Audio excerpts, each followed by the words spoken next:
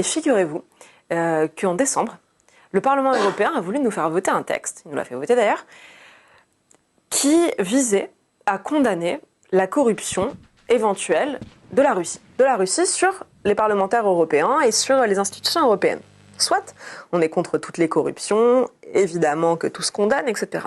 Moi, quand j'ai vu ça, je me suis dit, bah quand même, c'est la meilleure qu'on parle de la Russie, alors qu'il y a de ça un an, on a eu un fait retentissant où c'était dans l'enceinte même du Parlement européen qu'on avait eu un cas de corruption, et ce texte-là ne le cite même pas.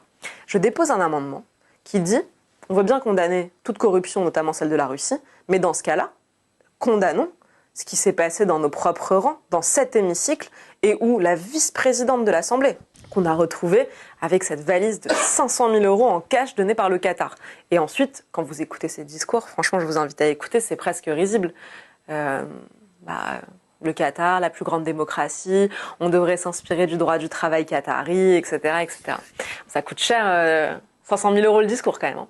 Et donc je dépose cet amendement en disant, ok, on condamne toute corruption, bien sûr, d'où qu'elle vienne, etc. Mais dans ce cas-là, commençons par chez nous. Ça s'est passé dans l'enceinte de ces murs-là. Donc condamnons la corruption qui vient du Qatar. Bah, je vous le donne en mille, toute la gauche a voté contre. Toute. Heureusement, la droite a voté avec moi pour cet amendement. Toute la gauche s'est opposée. Là, vous vous dites, mais quelle est leur excuse? Comment est-ce qu'on peut dire qu'on ne veut pas juste condamner la corruption qatari au sein de cet hémicycle? Pourquoi? Incroyable.